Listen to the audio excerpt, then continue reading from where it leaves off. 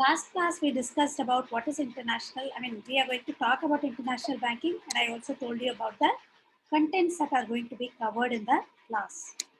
So let me talk about what is international banking. International banking is when you conduct banking transactions, मतलब monetary transactions, outside your country or across the national and political boundaries, geographical boundaries, then we call it as an international banking. Like for example, residing in India, if I transfer money to Singapore, right? Residing in Singapore, if I transfer money to London, residing in India, if I receive money from London, currency may be the same or different. INR हो सकता है या INR नहीं हो सकता है. But geographical and political boundaries तो अलग है. Therefore, I will justify it saying that when I conduct banking transactions across the national and political boundaries, I say it is international banking.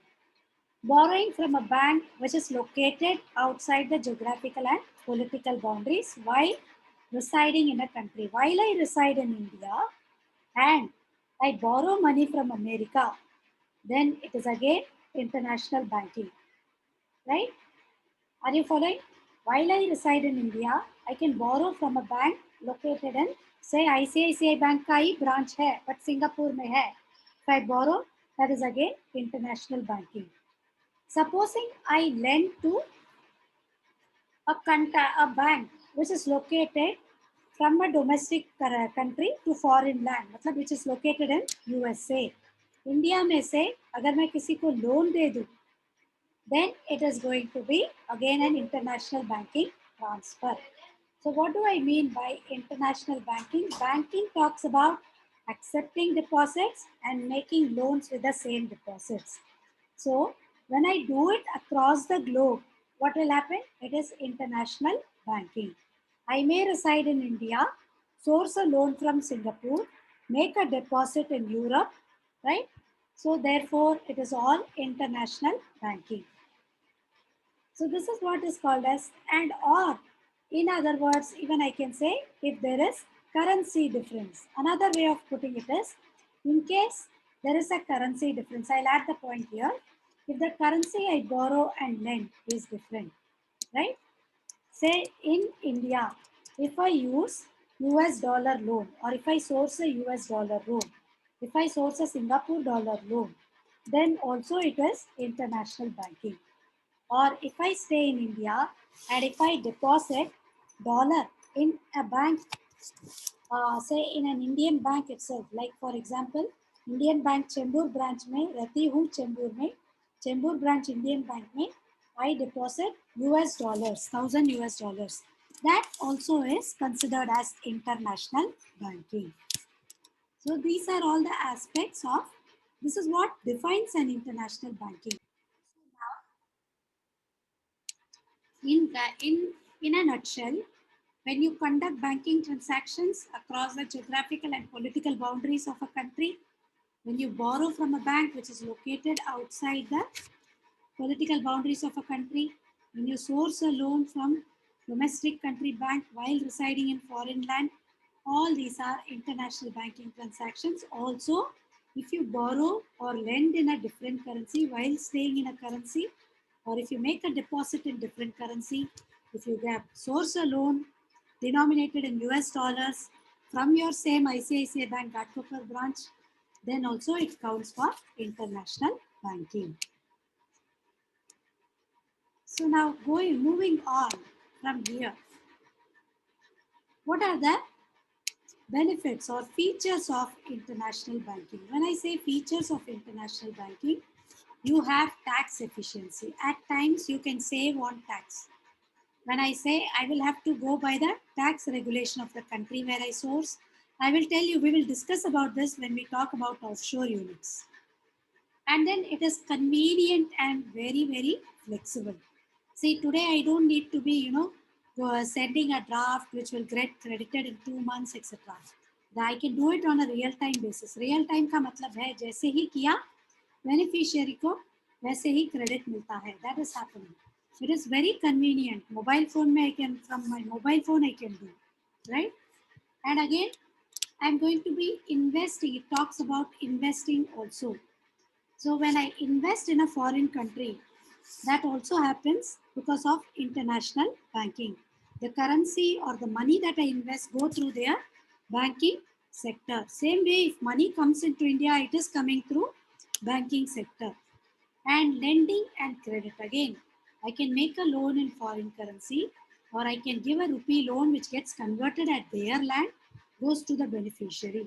Or somebody lends a loan to me from US, he may make it in US dollar, in between it gets converted and I receive it as rupee, right?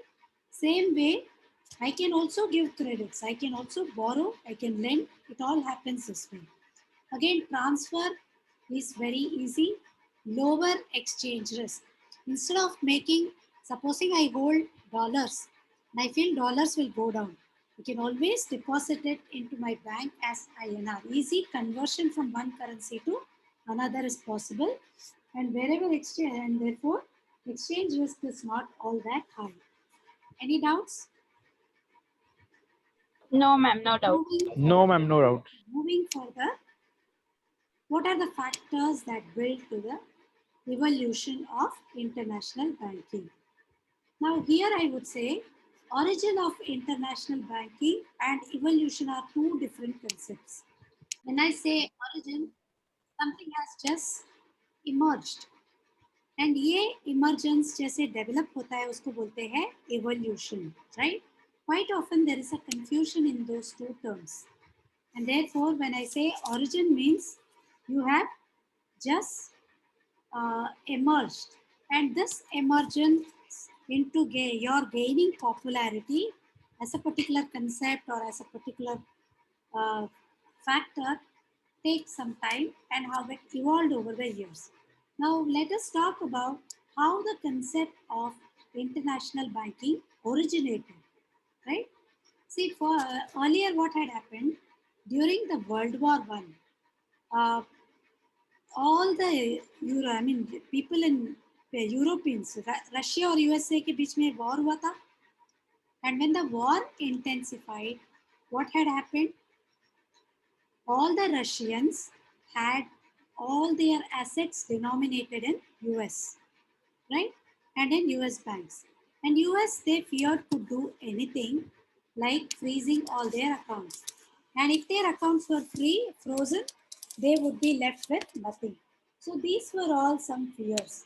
So they were scared of their accounts being frozen, and hence what they did at that time, banks in London were only accepting US dollar deposit. समझ में आ रहा है?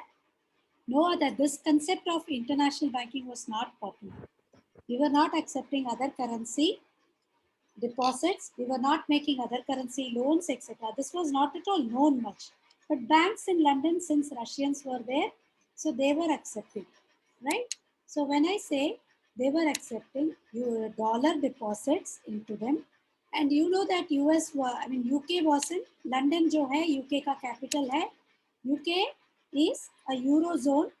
It was at least a eurozone place, right? So at that time, banks in London were accepting dollar deposit.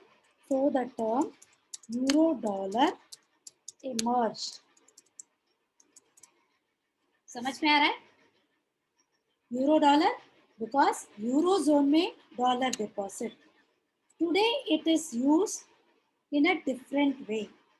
आज कैसे use करते हैं euro dollar? See supposing residing in India, I make a say Omani Riyal deposit in bank in India, then also it is called as euro dollar. The zone where I am depositing is different from the currency currency which I am using. समझ में आ रहा है? Are you following? So that is how this term emerged.